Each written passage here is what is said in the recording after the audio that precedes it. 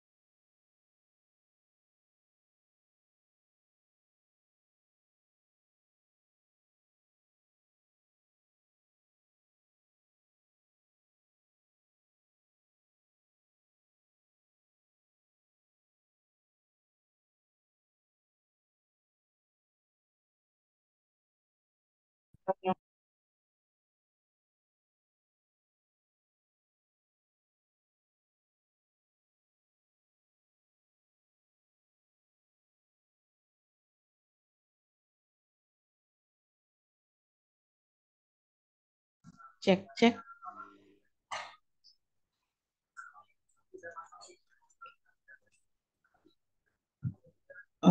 Sudah hadir semua.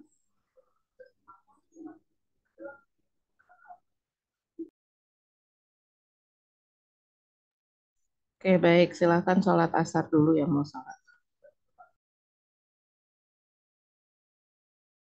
Hari ini kita agendanya mendengarkan masing-masing kelompok presentasi ya. Nanti hasil diskusinya kita dengarkan masing-masing kelompok presentasi. Silakan nanti dipilih satu juru bicara untuk mempresentasikan hasil diskusi tentang kemarin hukum dan perubahan dengan case study-nya kompilasi hukum Islam ya.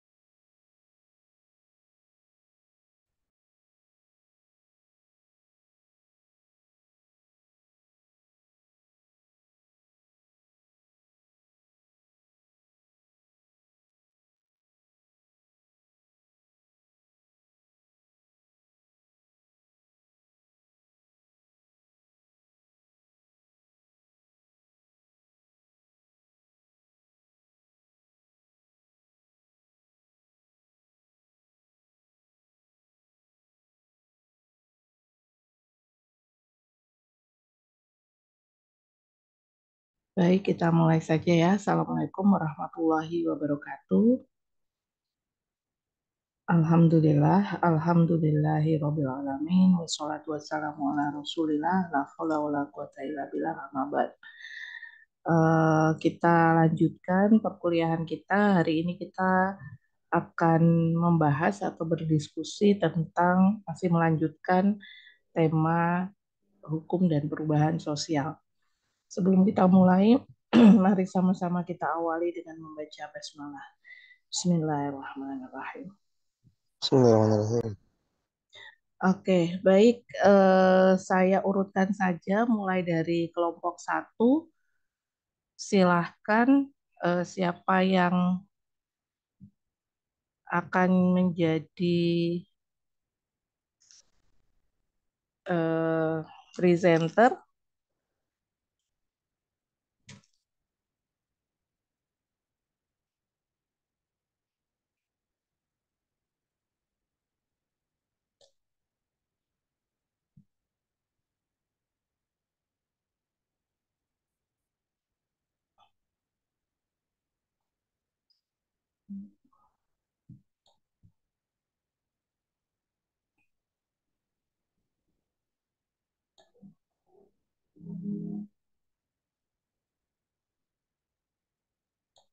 Sudah ada 4 yang submit ya. Kita lihat.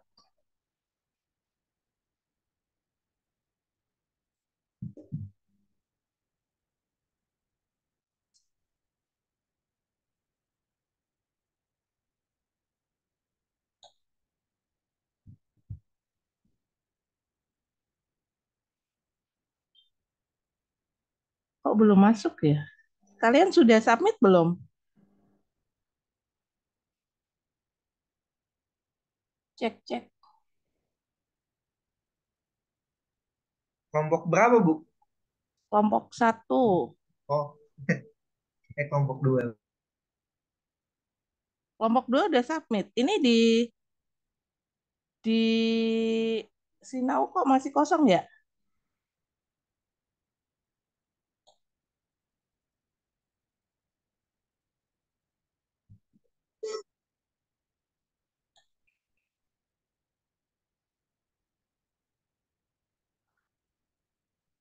Kelompok satu ada? Oke, kalau belum siap kelompok 2 mungkin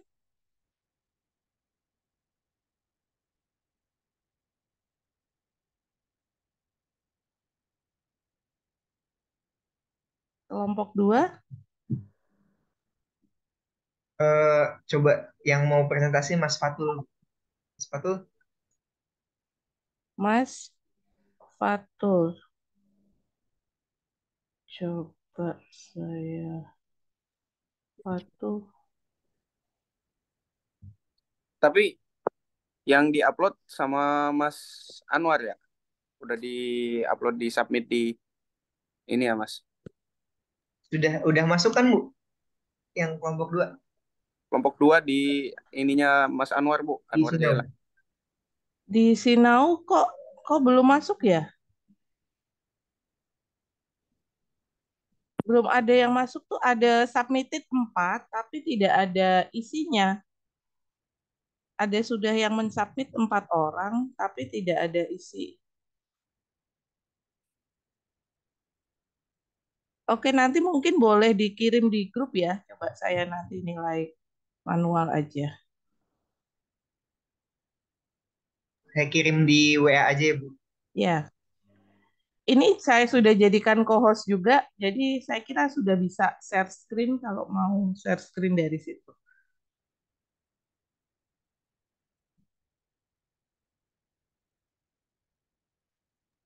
Mas Anwar bisa bantu share screen mungkin.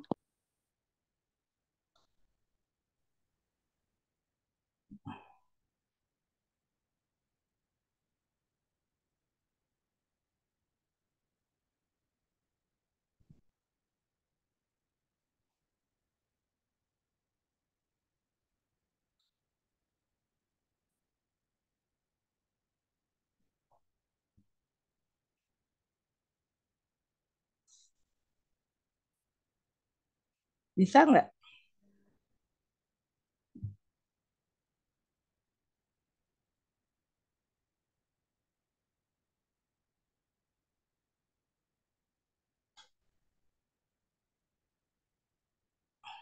Sudah masuk belum?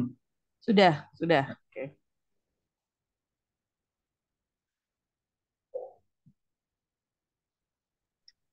Bisa di Zoom nggak? Dipakai mode mode presentasi ada nggak?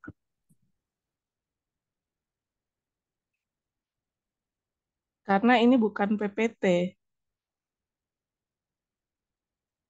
PDF ya.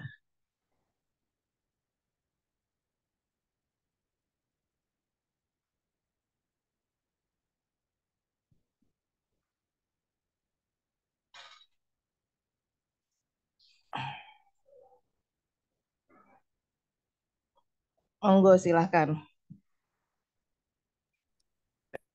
Baik, Bismillahirrahmanirrahim. Assalamualaikum warahmatullahi wabarakatuh. Waalaikumsalam warahmatullahi wabarakatuh.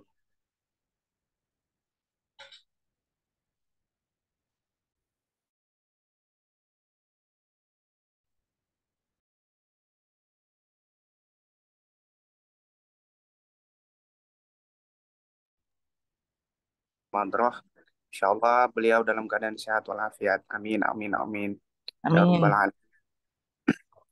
Selanjutnya, teman-teman semua yang saya sangat banggakan, Insya Allah sore hari ini kami dari kelompok 2 akan mempresentasikan apa yang telah kami diskusikan bersama teman-teman di kelompok 2 beberapa hari yang lalu terkait tentang kompilasi hukum Islam. Nah, kompilasi hukum Islam sendiri itu adalah kumpulan hukum-hukum Islam yang dikumpulkan menjadi satu, kemudian disusun jadi satu oleh pemerintah Republik Indonesia. Nah, mengapa kalau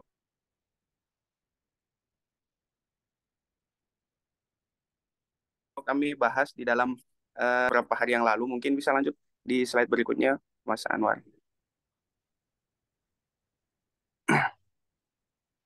Nah, di sini kita membahas tentang mengapa harus ada KHI. Nah, KHI KHI hadir sebagai bentuk transformasi hukum Islam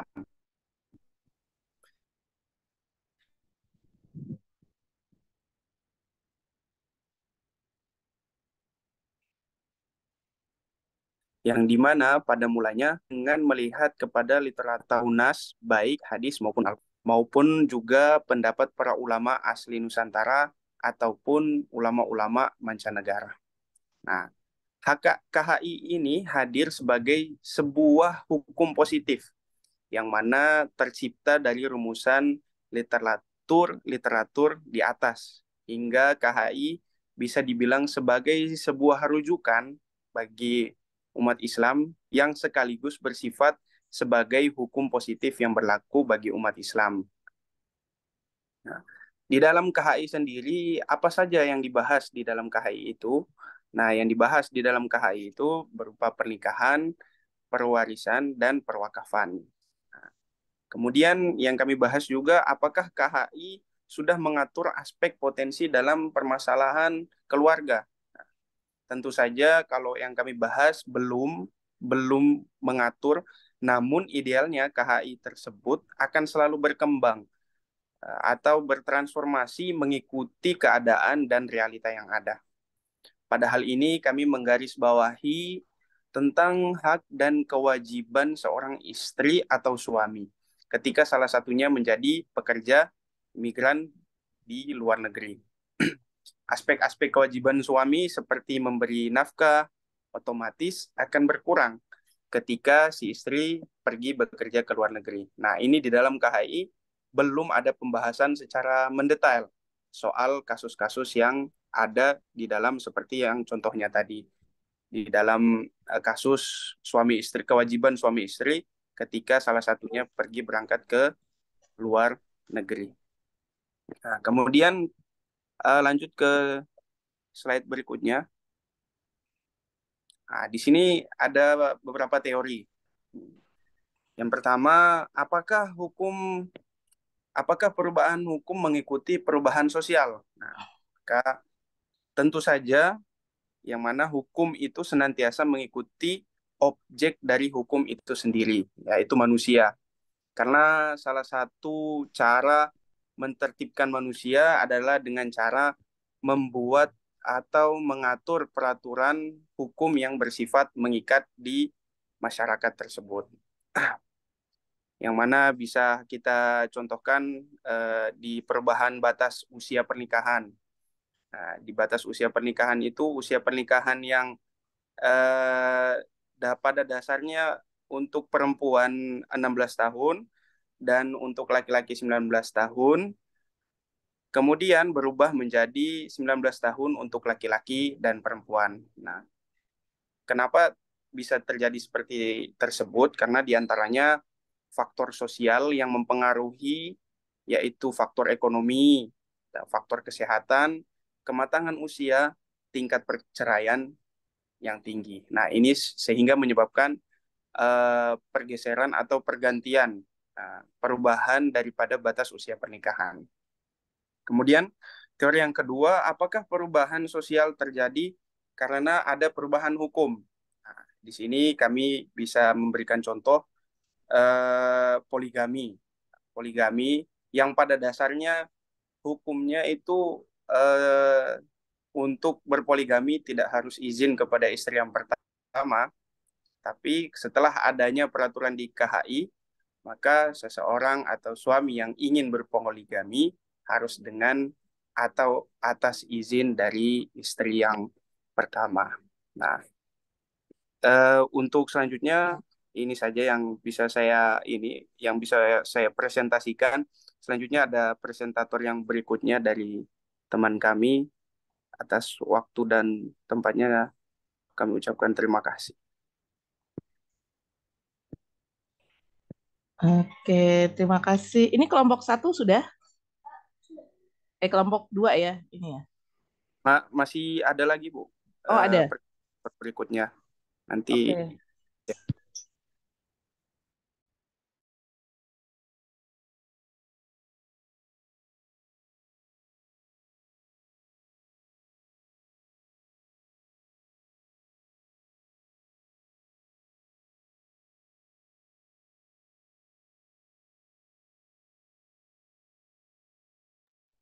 Ya, terima kasih Mas Fatul Mubin atas presentasinya. Saya lanjut ya Bu ya, mengenai kasus RDL migran. Boleh Mas? Kasus LDL migran pertama adalah perubahan perilaku.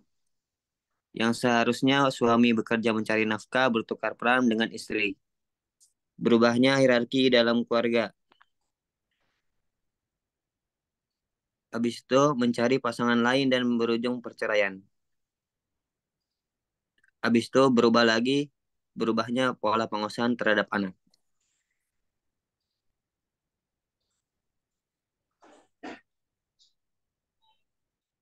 Ada lagi contoh kasus LDL migran pola asuh anak. Anak yang biasanya dekat dengan ibunya akan cenderung dekat dengan ayahnya. Atau di beberapa kasus anak akan dititipkan kepada keluarga terdekat. Lanjut, kurangnya komunikasi dan kasih sayang dari orang tua, baik ibu atau ayah. 3, mencari pelarian dari kurangnya kasih sayang. Kasus LDR migran ini banyak kasus yang terjadi akibat pekerjaan ke luar negeri, migran. Pada beberapa kasus yang kita temui entah secara langsung maupun melalui berita, seringkali jika istri meninggalkan suami, tak jarang si suami menikah kembali tanpa persetujuan istri. Namun ada juga yang hubungan keduanya langgeng hingga sang istri pulang. Oke. Dalam fenomena ini, ada beberapa hal yang harus digarisbawahi, yaitu tentang hilangnya kebiasaan suami untuk mencari nafkah, berubahnya peran, dan juga terkadang hierarki dalam keluarga pun berubah, di mana karena istri yang mencari nafkah, maka keputusan tertinggi ada istri.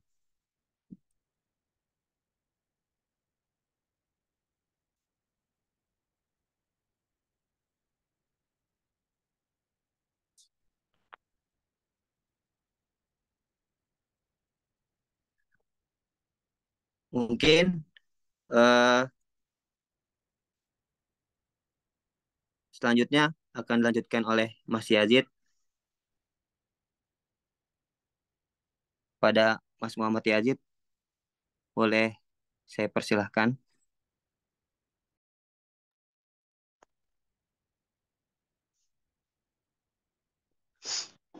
Baik, Bismillahirrahmanirrahim. Mohon izin Ibu dan teman-teman ya.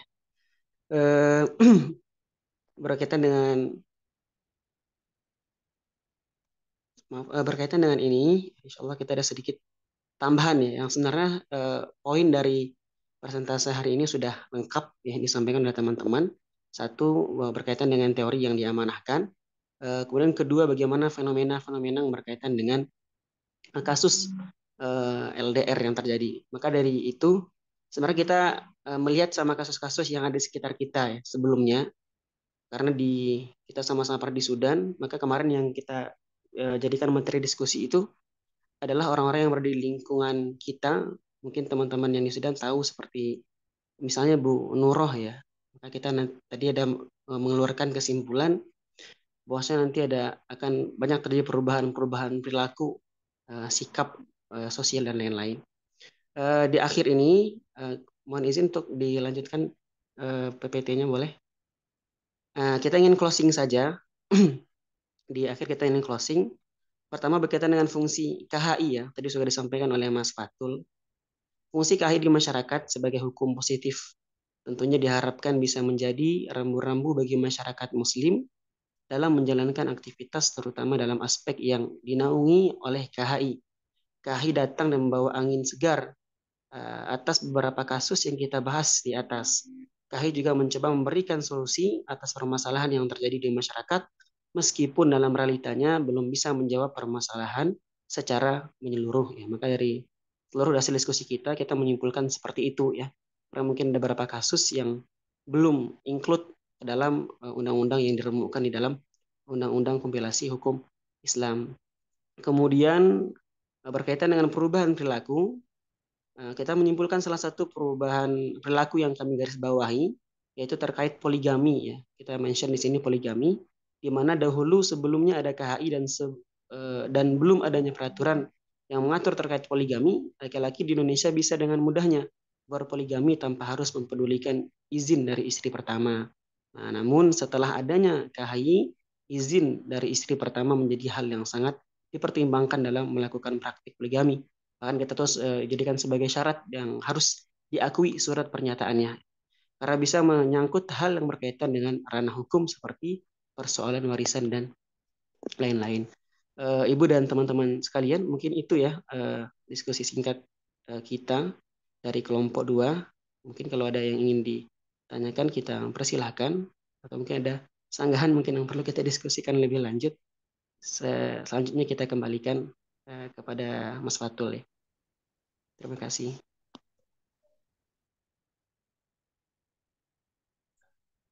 Oke, baik. Terima kasih kelompok 2. Hari ini agendanya kita dengerin semua kelompok dulu bagaimana diskusinya ya. Kita lanjutkan kelompok 1 udah siap? Iya Bu, siap Bu. Oke, silakan. Mbak Atikal. Yang mau share screen Mbak Atikal? Iya. Oke. Silakan, sudah bisa sepertinya. Sudah saya jadikan co-host.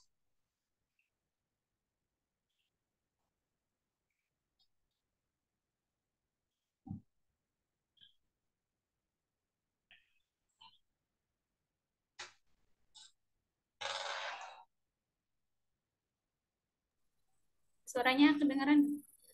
Ya. Bismillahirrahmanirrahim. Assalamualaikum warahmatullahi wabarakatuh. Waalaikumsalam Kami warahmatullahi dari wabarakatuh. kelompok 1 akan menjelaskan tentang perubahan hukum dan perubahan sosial. Kelompok kami ada Rian Abi Wahyu Prihatin, ada Gugus Budi Hartawe, ada Atikal Maula, ada Muhammad Afifuddin, ada Saiful Arif, dan ada Ali Haidar dan Safiqur Rahman. Yang pertama kita akan bahas tentang apakah perubahan hukum mengikuti perubahan sosial dan apakah perubahan sosial terjadi karena perubahan hukum. kita kembali ke kaidah fiqhiyah, yaitu taghayyurul ahkam bitaghayyuril amkinah wal azminah, yang mana perubahan hukum bisa terjadi karena tempat dari zamannya. Dan menurut Imam Syafi'i, di dalam qaul jadidnya itu perubahan hukum itu terjadi beberapa faktor. Salah satunya yaitu ada faktor sosial, faktor politik, ekonomi, dan budaya. Perubahan tersebut terjadi karena inkonsistensi dan cari sensasi belaka. Akan tetapi mutlak karena keperluan dan niat baik demi kemaslahatan umat Islam yang mengikuti madhabnya. Berarti kalau misalnya Imam Syafi'i dalam qaul jadidnya kan banyak beberapa faktor. Nah itu tuh berarti yang mengikut Imam Syafi'i berarti mengikutinya dari at-taghayyur akam bitaghayyur amkinah wal azminah. Terus kemudian yang selanjutnya tentang perubahan perilaku LDR pada keluarga pekerja migran, pengasuhan anak pekerja migran yang akan dijelaskan oleh Mas Gugus Budi Hartawe. Padanya dipersilakan.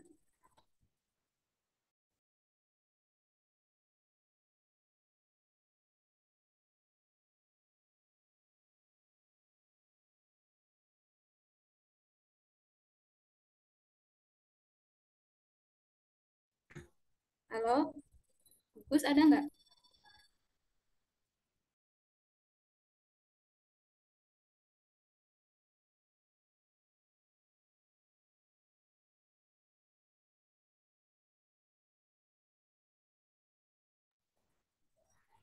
Ya udah karena Mas Gusnya nggak ada, kita yang akan jelaskan oleh Mas Afifuddin.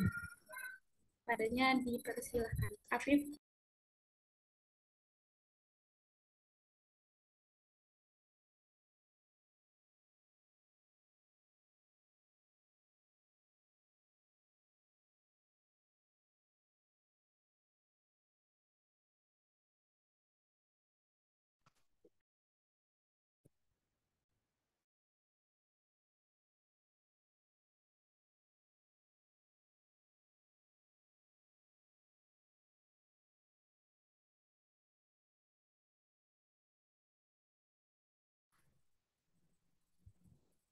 Karena semuanya nggak ada ya Bu, mungkin langsung dilanjut aja. Perubahan perilaku dan perubahan perilaku, perubahan hukum dalam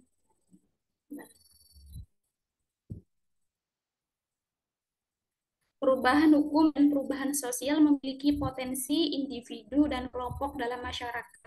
Perubahan hukum dapat menciptakan kerangka hukum baru yang mempengaruhi tindakan dan keputusan orang.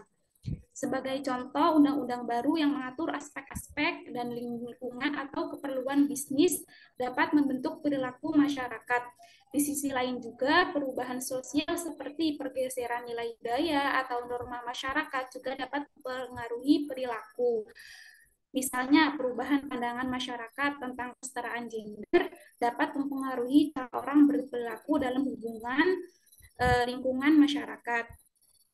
Terus di sisi lain juga perubahan sosial seperti pergeseran budaya tadi, yaitu membuat interaksi antara perubahan hukum dan sosial dapat menciptakan dinamika kompleks yang tepat pada perilaku individu dan masyarakat secara keseluruhan.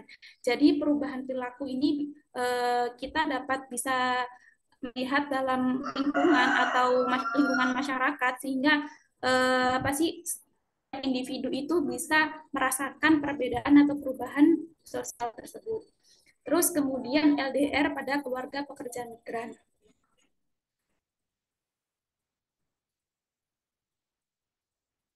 Perubahan hukum dan sosial dapat mempengaruhi dinamika hubungan jarak jauh, yaitu seperti LDR dalam keluarga migran. Perubahan hukum terkait hak-hak pekerja migran atau regulasi terkait keluarga bisa mempengaruhi cara keluarga tersebut menjalani LDR. Misalnya ada undang-undang yang mendukung cuti lebih panjang atau fasilitas komunikasi yang lebih mudah dapat mengubah pengalaman LDR. Jadi yang pekerja migran itu apa sih bisa kalau mungkin kalau di sini tuh misalnya ada undang-undang yang mendukung cuti, entah mungkin dari undang-undang Indonesianya mengadakan cuti untuk LDR mungkin dari beda pulau itu ada dukungan untuk mungkin itu bisa membuat keluarga migran itu bisa entah pulang ataupun fasilitas komunikasinya dapat terjangkau dan digunakan semua fasilitas umum. Nah, kemudian selain itu perubahan sosial dalam masyarakat seperti perubahan nilai-nilai terkait peran gender atau dukungan sosial untuk keluarga pekerja migran juga dapat mempengaruhi cara keluarga mengatasi tantangan LDR. Dengan adanya perubahan baik dari segi hukum maupun sosial, keluarga pekerja migran mungkin mengalami perubahan dalam pola komunikasi, dukungan, dan adaptasi terhadap situasi LDR. Terus yang selanjutnya yaitu tentang pengasuhan anak pekerja migran.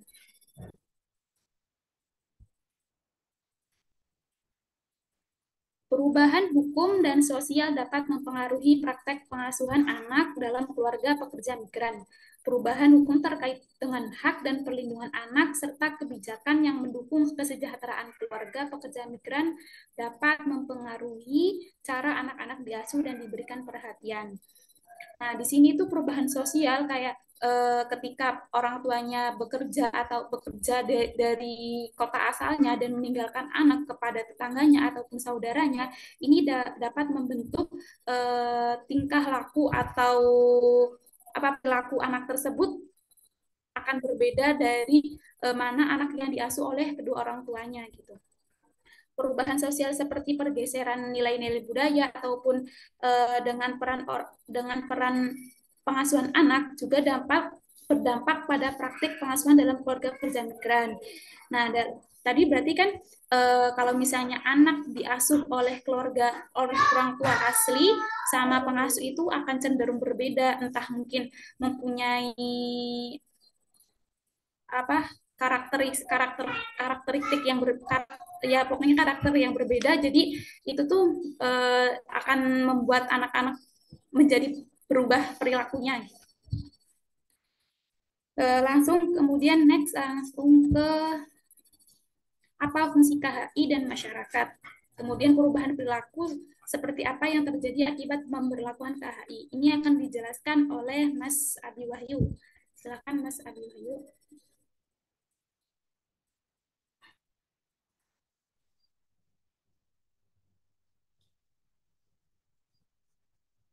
Halo, cek suara saya kedengaran, Bu? Oke, kedengeran, Mas.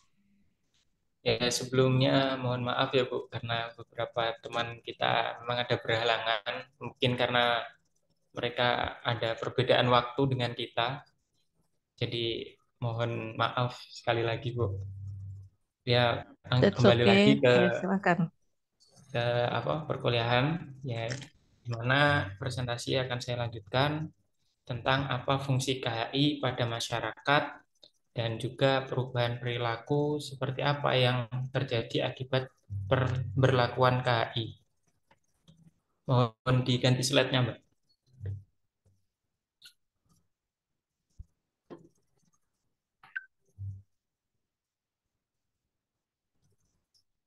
Nggak keganti ya slide-nya ya. Udah saya baca aja kalau gitu. Nah, ini. Ya, fungsi KHI pada masyarakat ya. Di antaranya yang pertama yaitu menyatukan dan mengintegrasikan hukum-hukum Islam. Yang dimana kompilasi hukum Islam dapat mengumpulkan dan mengintegrasikan hukum-hukum Islam yang ada ke dalam satu korps atau dokumen yang menyatukan berbagai peraturan hukum. Kemudian yang nomor dua, memberikan kepastian hukum. Dengan adanya kompilasi hukum Islam, masyarakat dapat mendapatkan sebuah kepastian hukum karena peraturan-peraturan yang berlaku dengan baik dan diakses dengan mudah oleh semua pihak. Kemudian yang ketiga, mengedukasi masyarakat untuk mengenal apa itu hukum Islam, yang dengan memiliki akses yang lebih mudah terhadap kompilasi hukum Islam, masyarakat dapat belajar mengenai hak dan kewajiban mereka dalam agama dan hukum Islam. Kemudian yang nomor 4, mempermudah penegakan hukum. Dengan adanya kompilasi hukum Islam, penegakan hukum Islam menjadi lebih efisien dan efektif. Kemudian yang nomor 5, membantu dan pembaruan hukum Islam. Kompilasi hukum Islam dapat menjadi saluran untuk pembaruan hukum Islam dalam menyesuaikan diri dengan perkembangan zaman. Lanjut, Mbak. Nah, kemudian perubahan perilaku yang mungkin terjadi akibat pemberlakuan KHI, yaitu satu, adanya penegakan aturan agama yang lebih ketat, yang mana masyarakat akan lebih dipengaruhi untuk mengikuti aturan-aturan agama dan menghindari perilaku-perilaku yang tentunya yang bertentangan dengan agama. Kemudian yang kedua, adanya peningkatan kesadaran keagamaan, yang mana masyarakat akan menjadi lebih sadar akan ajaran-ajaran Islam dan berusaha untuk menjalankan kehidupan sesuai dengan prinsip-prinsip yang tentunya dapat meliputi perubahan pada praktek ibadah, moralitas, dan etika dalam kehidupan sehari-hari. Kemudian yang ketiga, perubahan dalam tata tertib sosial, yang mana pemberlakuan KHI juga dapat berdampak pada perubahan dalam tata tertib sosial. Masyarakat akan lebih cenderung mematuhi aturan-aturan yang diatur dalam KHI, termasuk dalam hal-hal seperti pernikahan, perceraian, warisan, dan hak-hak keluarga. Kemudian yang nomor 4, perubahan dalam kegiatan ekonomi. Pemberlakuan ini KHI juga dapat berdampak pada perubahan dan kegiatan ekonomi. Misalnya, KHI mengatur tentang tentang hukum bisnis dan transaksi keuangan yang berdasarkan pada prinsip Islam. Kemudian yang kelima, peningkatan keadilan sosial menjadi salah satu tujuan dari pemberlakuan KHI. Dengan pemberlakuan aturan-aturan yang mengatur hak-hak individu dan kewajiban sosial, masyarakat dapat mengalami perubahan dalam perilaku mereka yang mengarah pada upaya keadilan, kesetaraan, dan keberpihakan kepada golongan yang kurang mampu. Nah, itu saja mungkin. Terima kasih. Saya kembalikan lagi ke Mbak Atikal. Ya, sekian dari kelompok 1. Nanti mungkin pertanyaannya bisa di akhir ya, Bu. PPT-nya udah saya kirim ke grup. Terima kasih kelompok 1, cukup komprehensif juga. Silakan kelompok 3. Kelas ini ada 5 kelompok ya? 5 apa 4 ya?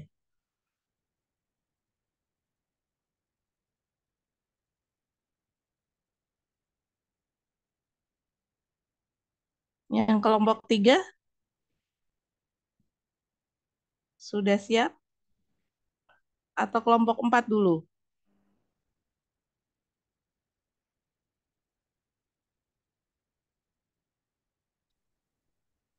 Kelompok 3 nih, Bu.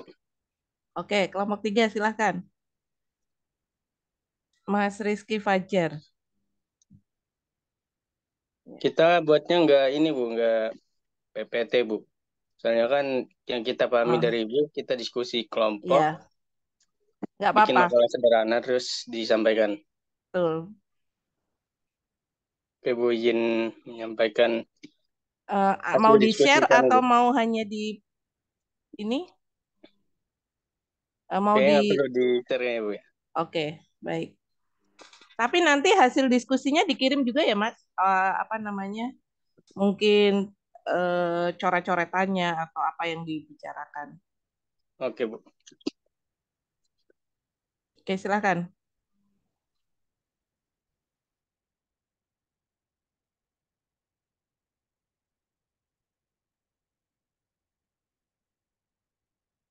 Bentar, Bu.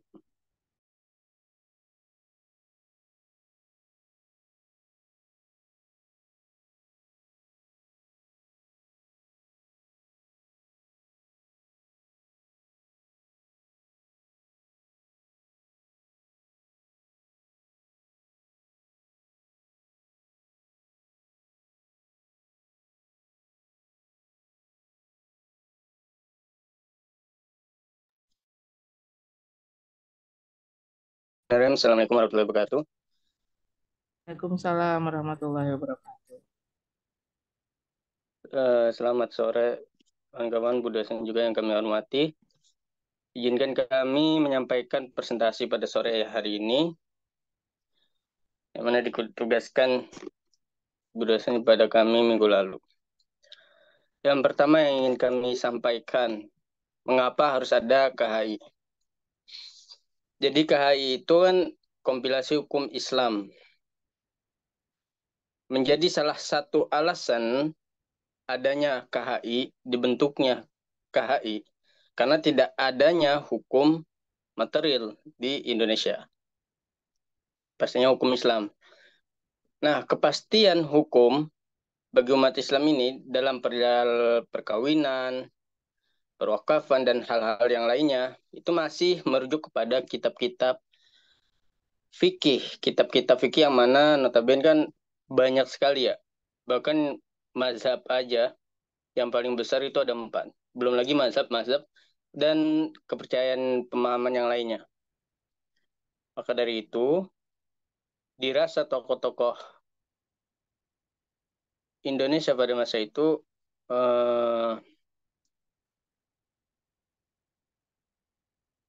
harus membentuk suatu badan hukum, suatu badan yang bisa dijadikan acuan, pedoman, dan rujukan agar masyarakat Indonesia itu mudah dan memahami juga mengetahui hukum Islam yang berlaku di Indonesia. Maka dirasa perlu adanya hukum pasti gitu. Maka dibentuknya KHI di Indonesia ini.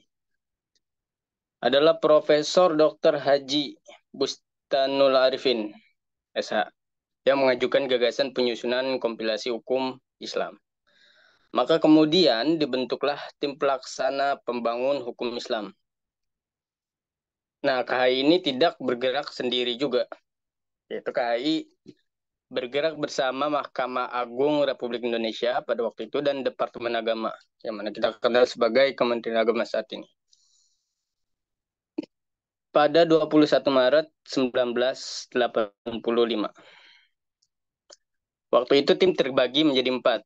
Yang satu tim pengkajian kitab, 2 tim wawancara dengan para ulama, 3 pengimpun jurisprudensi, dan yang keempat itu studi banding ke luar negeri. Maaf Bu, izin sebentar.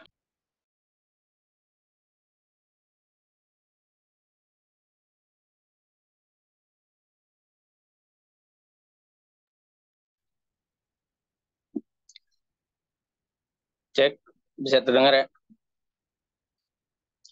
Oke, saya lanjutkan. 4 tim tadi, pengkajian kitab, wawancara dengan para ulama, menghimpun jurisprudensi, dan studi banding ke luar negeri.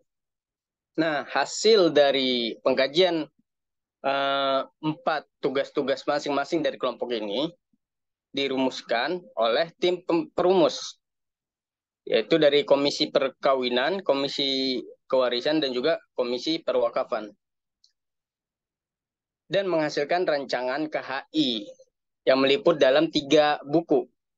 Yang satu hasil rumusan yang diserahkan kepada Mahkamah Agung dan Menteri Agama.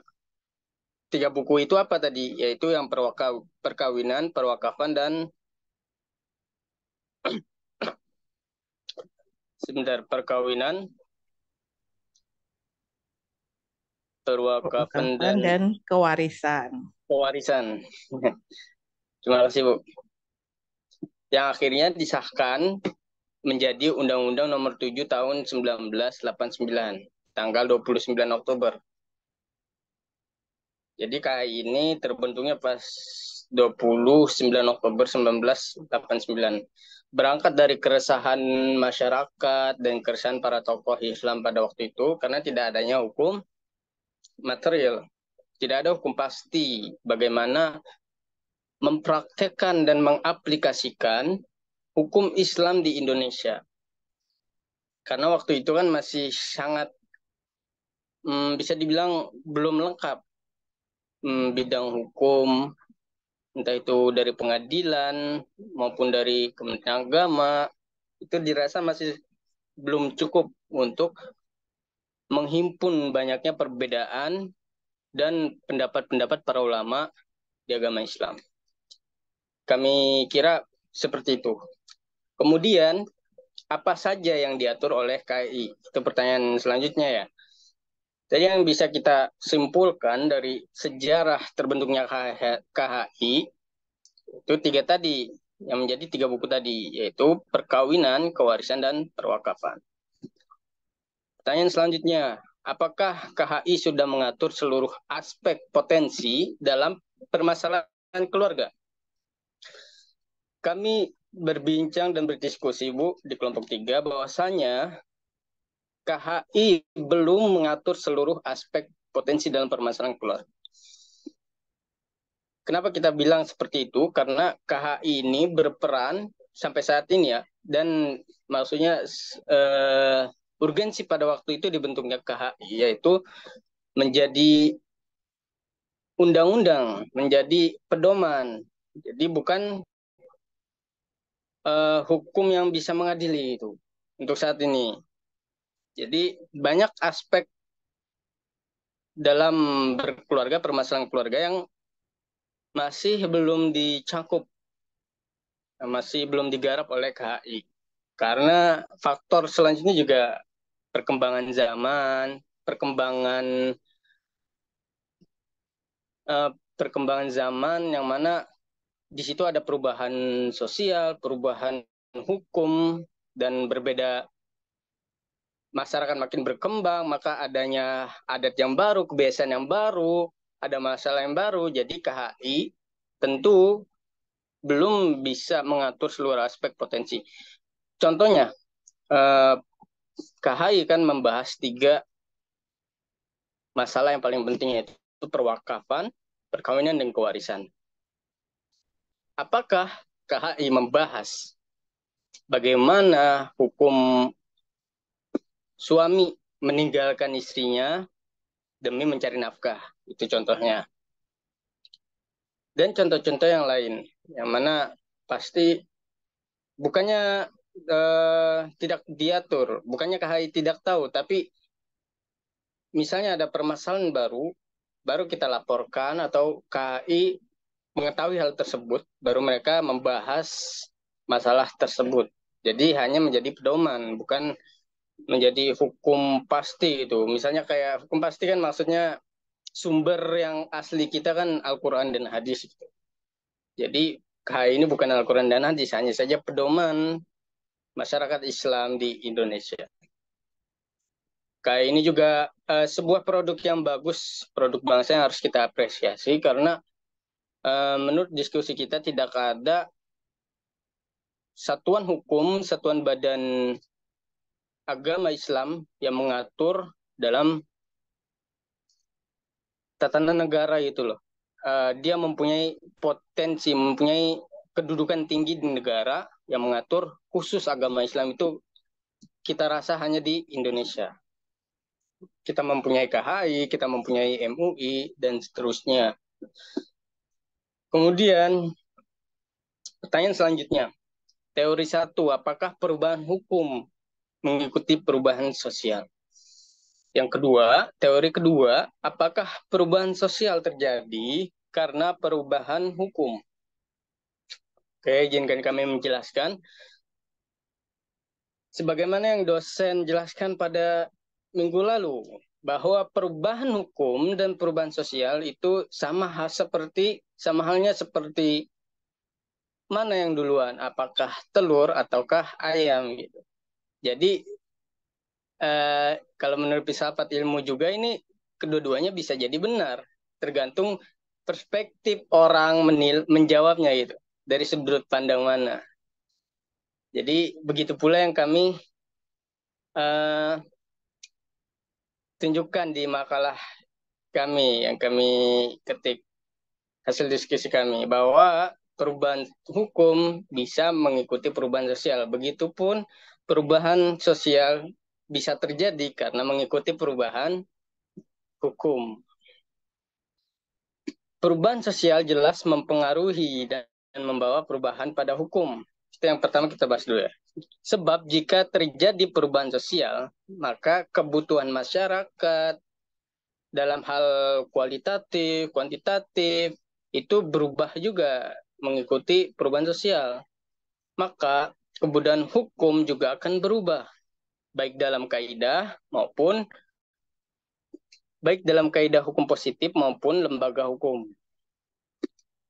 Contohnya ya, tadi bisa kita lihat ya sejarah pembentukan KHI. Pada awal kemerdekaan tidak ada yang namanya KHI. Masih ada Departemen Agama dan Pemerintahan Agama. Kemudian masyarakat berubah, semakin berubah, sering berjalannya zaman ya. Pada 1989 dibentuknya KHI. Itu contoh sederhananya. Kedua teori ini juga sangat berhubungan ya, antara perubahan sosial dan perubahan hukum, saling berkaitan gitu.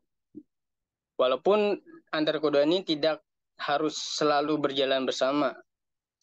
Jadi ada perubahan hukum nih, belum tentu ada perubahan sosial. Ada perubahan sosial, belum tentu ada perubahan hukum. Tapi kedua-duanya saling berkaitan. Walaupun tidak ada secara langsung, kata Ibu dosen minggu lalu itu pasti ada perubahan di situ, walaupun sangat lambat berjalannya perubahannya itu terjadi. Oke, begitu juga perubahan sosial ya mempengaruhi perubahan hukum. Contoh lainnya kayak masyarakat yang sudah mempunyai aturan mereka sendiri gitu. Seperti masyarakat adat. Saya ambil contoh Baduy Dalam, mereka mempunyai adat yang mana misalnya tidak boleh ada teknologi apapun yang masuk ke Baduy Dalam. Maka dibuatlah hukum khusus untuk mereka. Dan juga hutan adat itu kan juga merupakan hasil perubahan hukum karena perubahan sosial. Oke, saya lanjutkan. Bagaimana dengan hukum yang mengubah sosial? Saya berikan contoh hukum yang mengubah sosial. Pada awal Islam masuk ke Indonesia, kita bicara sejarah sedikit, masyarakat pada saat itu, kalau ada kerabatnya, temannya yang meninggal, mereka merayakannya dengan minum-minuman keras. Jadi mereka bersedih, cuman merayakannya dengan minuman keras. Singkat cerita, datanglah Islam ke Indonesia. Maka diajarkan sedikit-sedikit bahwasanya minuman keras itu tidak boleh. Maka pada saat itu diganti minuman kerasnya dengan berdoa. Maka yang kita kenal sampai saat ini tahlilan. Nah, itu dulu minuman-minuman keras. Mereka ngumpul-ngumpul sedih-sedihan minuman keras. Sekarang kumpul-kumpul sedih-sedihan tapi doa. Tahlilan, baca Quran, mendoakan gitu. Bukan lagi minuman-minuman keras. Seperti itu.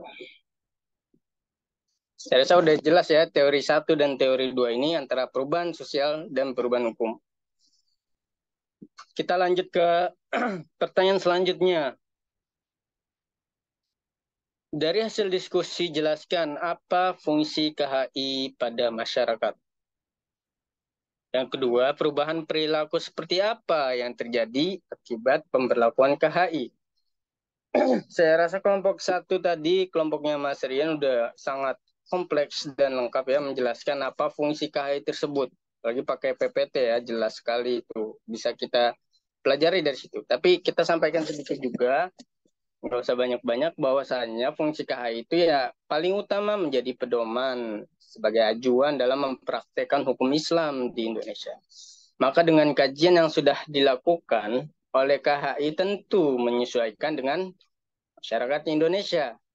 Bahkan dalam tim KHI tersebut kan ada yang tim yang studi ke luar negeri gitu. Jadi nggak sembarang ini KHI dibentuk. Tapi tanpa menyalahkan aturan syariat. Jadi masyarakat bisa menjadikan KHI sebagai rujukan dalam praktek hukum Indonesia. dan juga masyarakat Islam di Indonesia bisa tahu mana nih hukum Islam yang berlaku di Indonesia. Jadi nggak usah kita ribet-ribet tuh mempelajari ribuan kitab, ribuan hadis. Udah ada ininya loh, hasilnya udah ada ringkasannya. Kan zaman sekarang kan enakan yang ringkas-ringkas itu, nggak usah belajar banyak-banyak. Gitu. Kemudian perubahan perilaku yang terjadi akibat pemberlakuan KHI. Yang terjadi adalah dalam praktek hukum dan peradilan agama masyarakat Islam di Indonesia. Itu ditentukan oleh KHI. Walaupun KHI bukan yang menghukum dalam prakteknya, tapi peradilan agama itu sumbernya juga dari KHI, mengambil sumber dalam memutuskan suatu perkara pun dalam praktek hukum lainnya. Itu mengambil sumbernya dari KHI. Selain daripada itu, masyarakat Indonesia jadi lebih mudah memahami yang saya bilang tadi ya, dan mengetahui hukum Islam dalam keluarga, terutama dalam bidang perkawinan, kewarisan, dan perwakafan, yang mana menjadi fokus KHI. Pertanyaan selanjutnya yaitu studi kasus KHI. Wah, ini menarik nih didiskusikan. Yaitu satu perubahan, yang satu itu LDR pada keluarga pekerja migran dan pengasuhan anak pekerja migran gitu. Migran itu berpindah tempat, bukan migran sakit kepala ya teman-teman, bukan. Jadi LDR itu kan long distance relationship gitulah. Hubungan jarak jauh artinya. Muncul pertanyaan bagaimana kita menyikapi itu LDR pada, kita nggak ngomongin pasangan yang belum sah ya. Yang pacaran-pacaran juga itu jelas haram ya, pacaran maupun dekat maupun jauh haram ya teman-teman, ingat. Jadi yang kita bahas saat ini itu yang udah sah, pasangan yang udah sah, yaitu suami istri. Undang-Undang Perkawinan Nomor 1 Tahun 1974. Perkawinan itu diartikan sebagai persatuan lahir dan batin antara seorang pria dengan seorang wanita sebagai suami istri, yang tujuannya adalah untuk membentuk kehidupan yang bahagia, masyarakat yang berbahagia, atau rumah tangga yang kekal, berdasarkan kepercayaan kepada Tuhan Yang Maha Esa. Itu Undang-Undang Nomor 1 Tahun 1974. Dikatakan di awal bahwa perkawinan itu persatuan lahir dan batin. Jadi jiwanya, raganya, lahir dan batin gitu kan. Fisiknya juga, batinnya juga. Nah, sekarang kan enggak, perkembangan zaman terjadi nih, perubahan sosial nih. Maka harus ada, bukan harus ada ya, adanya perubahan hukum juga karena perubahan sosial ini. Masyarakat makin banyak, pekerjaan makin banyak, hubungan bukan hanya antar tetangga lagi, bukan antar RT lagi, antar negara, antar internasional, dunia global itu semakin berkembang juga. Dulu yang bisa berhubungan dengan masyarakat luar negeri gitu, bisa mempunyai hubungan internasional hanya orang-orang atas, Bapak Ibu sekalian. Hanya kaum-kaum Diningrat itu yang berdarah biru, para tokoh nasional, tokoh pahlawan, dan seterusnya. Masyarakat mana bisa? Sekarang ada FB, ada YouTube, semuanya bisa dijangkau dengan internet. Nah, semakin mudah ini, maka dalam hal pekerjaan juga semakin luas. Nggak hanya kita harus mencari di yang orang Sumatera ke Jawa, yang Jawa ke Sumatera, yang ke Sulawesi ke Jawa. Nggak harus melulu cari kerja di Jakarta, Bapak Ibu sekarang. Sekarang banyak di luar pekerjaan. Bahkan bisa dikatakan orang Indonesia, orang Asia itu lumayan dicari ya di luar negeri. Lumayan dihargai juga. Itu juga yang kita rasakan di Sudan, bahwasanya TKI itu walaupun Sudan susah hidupnya, tetap aja kerja di Sudan itu merupakan sebuah pilihan yang bagus katanya, karena dihargai, lebih manusiawi daripada kerja di Indonesia katanya, kata-kata mereka. Kata si bapak, kata si teteh yang di sana pokoknya. Oke, saya lanjutkan. Jadi itu kan perubahan sosial ya, LDR ini. Harus adanya perubahan hukum juga. Nah, bagaimana nih KHI menyikapi LDR antara suami istri ini? Hasil diskusi kami yaitu ada 2 hadis ya yang kita kira mendekati hal ini. Yang saya membacakan, satu itu aku datang kepada Nabi SAW, lalu aku berkata, sungguhnya Abu Jaham dan Muawiyah telah melamarku. Ini seorang perempuan datang kepada Nabi Muhammad SAW. Kemudian Rasulullah SAW bersabda, adapun Muawiyah adalah orang fakir, dia tidak mempunyai harta. Adapun Abu Jaham, dia tidak meletakkan tongkat dari pundaknya. Hadis riwayat Muslim nomor 1480. Nah, ada 2 makna nih tentang kalimat Abu Jaham tidak meletakkan tongkat dari pundaknya. Ada 2 makna yang paling masyhur ya. Yang pertama itu seseorang yang melakukan safar, dan yang makna kedua yaitu seseorang yang sering memukuli wanita. Jadi seorang wanita itu meminta saran kepada Nabi. Ada nih orang yang melamarku, ada Muawiyah dan Abu Jaham. Satu Muawiyah seorang fakir, dia tidak mempunyai harta. Yang satu lagi antara orangnya safar sama orangnya suka memukuli wanita. Tapi yang paling masyhur itu yang safar ini. Jadi menurut para ulama, hadis ini tidak merekomendasikan untuk menikahi orang yang sering bepergian itu, orang yang safar, suka keluyuran gitu. Bukan keluyuran ya, maksudnya suka berpergian lah, safar. Satu lagi hadis yaitu yang diriwayatkan suatu malam Khalifah Umar radhiyallahu an tengah melakukan perjalanan keliling Madinah. Itu kan udah biasa ya, beliau ini sejak menjadi khalifah itu kalau malam-malam keliling Madinah, yaitu keliling kota untuk mengetahui keadaan masyarakat yang belum tidur, yang tidak menutup jendela, yang disuruh tutup jendela, yang sedang kelaparan dikasih beras dikasih sembako dan seterusnya. Nah, ketika melintasi suatu rumah yang terkunci, si Khalifah Umar ini mendengar gitu dari dalam tuh seorang wanita yang bersair gitu lah.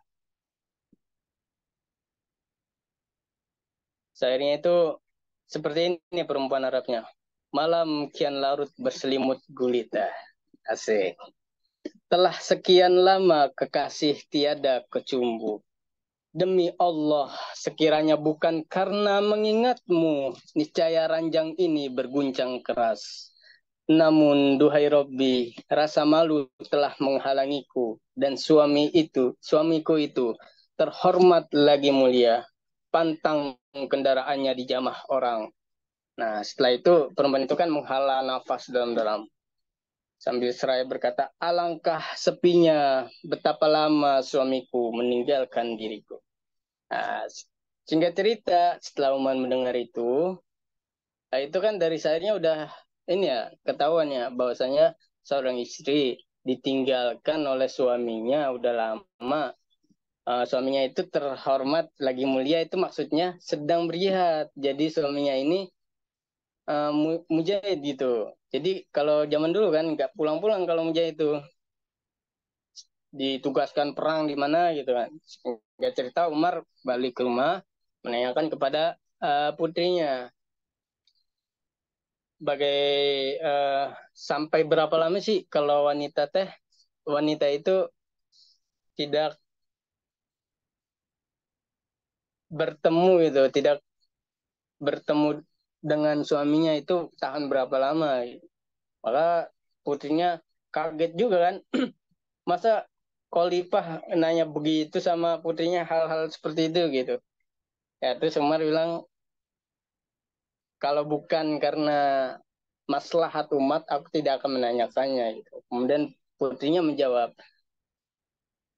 paling lama seorang wanita istri gitu kan bertahan tanpa suami itu 3 bulan sampai 4 bulan. Dalam beberapa riwayat itu 6 bulan. Jadi sejak itu Umar tidak menahan para mujahid itu untuk dalam medan perang itu ditugaskannya lebih dari 6 bulan gitu.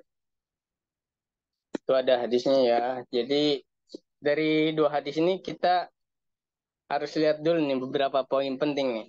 Bukan cuma ngomongin LDR, bukan ngomongin suami istri baik, tapi alasannya. Itu yang pertama. Alasan kenapa bisa LDR. Yang kita lihat kan tadi yang diriwayatkan kisah Umar tadi, orang yang mulia gitu kan. Orang yang kalau mati ini pasti syahid gitu. Tugas mulia dari agama gitu. Perintah dari khalifah. Ya kalau kita bisa bilang sekarang PNI gitu, polisi mungkin gitu ya. Tapi poin pentingnya itu bukan di situ, tapi dalam mencari rezeki yang halal. Itu yang penting. Jadi bukan sekedar LDR. Kalau memang harus dilakukan ya, LDR antara suami dan istri, itu yang pertama harus rezekinya rezeki yang halal. Rezeki yang halal itu enggak selalu banyak. Kadang ada nih, kita udah dapat pekerjaan, beberapa suami istri ya, pekerjaan udah didapat nih. Coba kagak banyak hasilnya. Nyari lagi yang keluar, yang lebih banyak. Padahal sama-sama halal gitu. Nah ini kalau menurut bertentangan juga ya agama berikhtilaf bahwasanya lebih baik di rumah yang penting kan halal udah cukup tuh dan satu lagi nggak apa-apa keluar tapi ada syaratnya lagi yaitu diharuskan tuh kedua belah pihak yaitu di sini maksudnya kan suami dan istri itu saling menjaga kehormatan masing-masing dari kehormatan keluarga jangan sampai nih suaminya nih kerja jauh-jauh keluar di luarnya macam-macam malah balik-balik bawa istri baru jangan sampai ya dan istrinya juga begitu di rumah jangan menjelekkan kehormatan diri sendiri juga kehormatan keluarga mungkin kalau kehormatan diri sendiri bisa ya kalau istri yang soleh nah yang kehormatan keluarganya nih biasanya kan kalau wanita kan mulut-mulutnya nih sangat tajam dan berbisa kecuali buat bu dosen satu ini kayaknya jadi jangan sampai misal nih tetangganya nanya kemana bu suaminya itu suami saya bla bla bla jangan gitu nah cari kerja yang halal gitu jadi masih tapi banyak ulama mengatakan seperti itu ya kesimpulannya bahwasanya kalau emang masih ada rezeki halal yang bisa dicari di tanpa berpisah itu lebih baik daripada harus berpisah karena kan laki itu kan harus menjaga istrinya gitu sebagai penjaga istrinya Oke, dan ada Mas ikatan lahir dan Rizky, batin mungkin ya bu dipersingkat atau di poin-poinnya dan disimpulkan. oke bu sebentar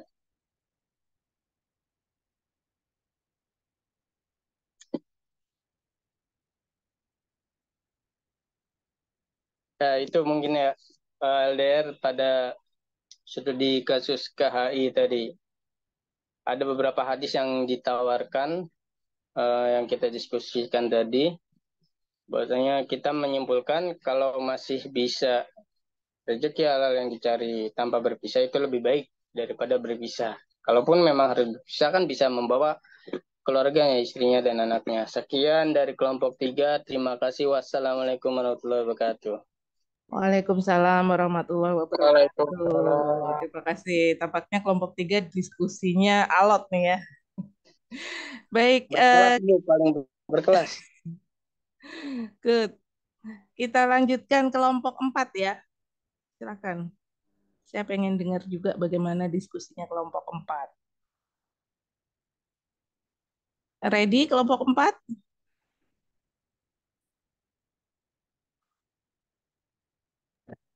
Kalau izin Bu berbicara, Ya. kalau misal kelompok 4 di pertemuan depan gimana? Soalnya di jam 5 ada kuliah lagi nih Bu. Oh gitu. Tinggal kelompok 4 dan kelompok 5 ya? Iya Ibu. Oke, tinggal 2 kelompok. Baik, jam 5 ada kuliah apa kalian? Ada kuliah perkawinan Indonesia itu. Oh, bersama siapa? Ada 6 kelompok, Bu. Hari ini ada 3 kuliah Ibu. Masih kurang 3 berarti. Oh, oke, baik. Masih 3, Bu. Masih 3, kalau begitu saya keep dulu masukan dari saya ya. Maksudnya bukan, ada beberapa hal juga yang jadi concern saya. Berarti kita lanjutkan minggu depan aja ya. Hari ini dan minggu depan berarti kita cukup mendengarkan diskusi kalian yang menarik, bahkan melebihi anak-anak reguler. Tadi pagi saya juga mendengarkan bagaimana hasil diskusi anak-anak reguler terkait dengan hukum dan perubahan sosial. Begitu ya. Insya Allah ketemu lagi minggu depan. Silahkan kalau kesulitan di-upload di Sinau, silahkan di-upload saja di WA. Nanti saya lakukan penilaian manual, saya masukkan ke sistem. Terima kasih banyak, diskusi yang menarik. Saya juga belajar banyak, saya mendapatkan informasi banyak. Nanti akan saya tanya-tanya juga terkait mungkin pekerja migran yang ada di Sudan sana, yang keadaan dan jenis pekerjaannya apa. Kita tutup dulu sesi diskusi ini. Insya Allah kita ketemu lagi minggu depan. Kita tutup dengan bacaan hamdalah. Alhamdulillahirabbil alamin. Wassalamualaikum warahmatullahi wabarakatuh. Waalaikumsalam. Terima kasih, Bu. Terima kasih Bu. Terima kasih, Bu.